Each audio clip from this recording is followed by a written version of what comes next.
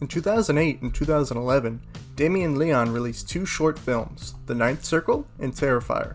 The Ninth Circle involved an early rendition of a character called Art the Clown, a simple mime who abducts a woman in the subway, but that was the only time we see him in that short. Due to the positive reception of this side character, Mr. Leone went to make Terrifier, another short film, with Art the Clown being the main villain. A supernatural mime who is particularly sadistic with an emphasis on torture. His mannerisms and characterization were still not fully realized, but the groundwork was there for a full-length movie, which premiered at the Telluride Horror Show Film Festival in 2016. It eventually was picked up by Dread Central for its Blu-ray and DVD release. It also soon appeared on Netflix and gained a cult following. Terrifier 1 was a throwback to classic grindhouse horror movies and a large emphasis on its atmosphere, effect, and antagonist, Art the Clown. With a new actor for Art, a higher budget, and a fully realized character, Mr. Leone used his $35,000 budget to make a cult classic Halloween-themed hit. A combination of passion and talent, the movie took a generic concept of a killer clown and made it work. This is no amateur student film, this is the real deal. While it lacks an in-depth story, it outperforms in every other category. Its music score, its special effects, atmosphere, and even the acting for particular characters. It's done surprisingly well for a shoestring budget.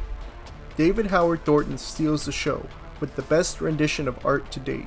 Combined with the fantastic special effects, it stands out amongst the many indie horror films.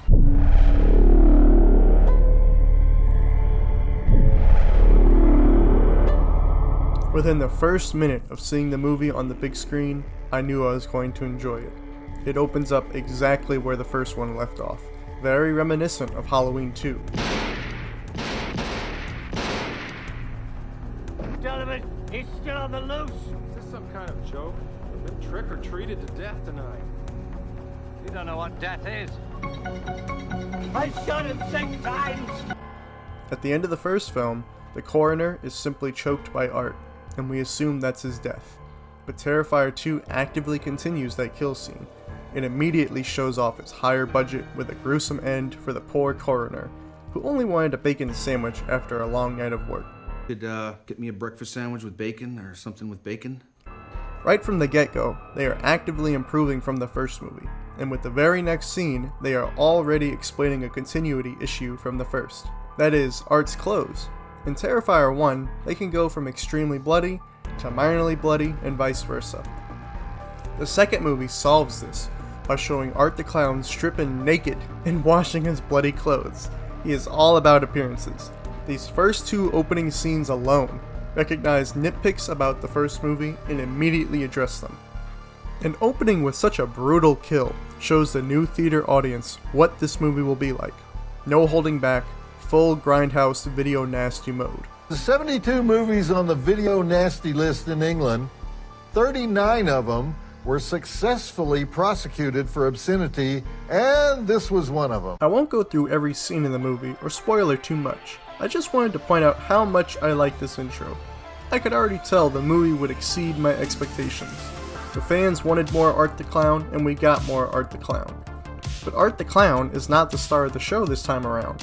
Our main character, Sienna Shaw, played by Lauren Lavera, is my favorite final girl out of any slasher movie ever. Over the course of the movie, she has real character development, something that was missing in the previous films. She feels like a real person, especially when arguing with her mother. By the way, the mother character, played by Sarah Voigt, is one of the few realistic mothers in horror. She doesn't coddle her kids or talk to them like babies. One of my favorite lines of the movie is when she says to Sienna, "What are you, fucking stupid?" On a purely technical standpoint, I feel this movie was very well made. There are character themes, audio motifs, suspense, grade A effects, great costume design, original soundtrack, and third-party music combined to make a synthwave 80s style soundtrack without being too on the nose. My personal favorite is the main theme, especially when it plays in the Halloween shop scene. The audio design in general was very good, as I did not recognize any commonly used sound effects shared from other movies. Door hinges, metal gates, the sounds of guts. It feels like it was all made in-house. It also incorporates smart movie making. For example, Sienna sees Art the Clown for the first time in her dream. Just a nightmare to her.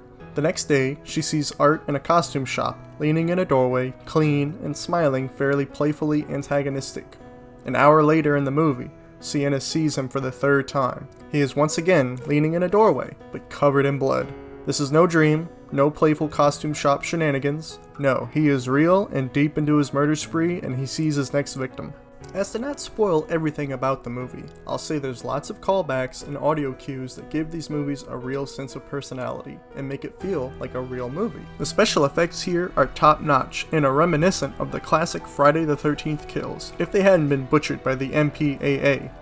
Many times for these classic movies, elaborate special effects were made, but were forced to be cut by the MPAA to retain an R rating. You can view these cut effects on 4 quality archived VHS tapes, and Terrifier 2 shows you don't need the MPAA. Screw them, release your movie unrated and uncut. Show your vision in all its gory glory. Tom Savini would be proud. I have to reiterate, I absolutely love the music in this film.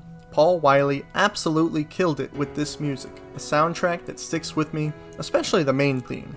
There is a good range of different music here for each situation, and it all feels well made.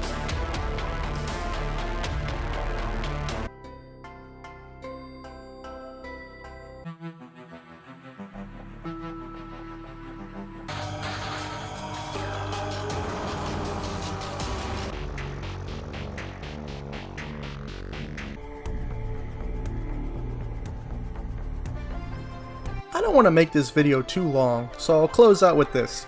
Terrifier 2 is a crowd-funded indie slasher film that had a limited release, and as of exactly 3 weeks after its first day of showing, it has made 25 times its budget, and has only gotten a wider release.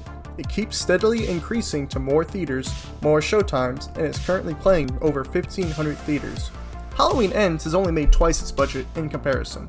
Damien Leone made 2 shorts, which turned into a feature-length direct-to-video movie, which turned into a near nationwide theatrical release that made extreme profits, and shown you don't need a multi-million-dollar budget or a giant studio backing you. Damien Leone only continues to improve, so I very much look forward to Terrifier 3. Thank you very much for watching if you've made it this far in the video.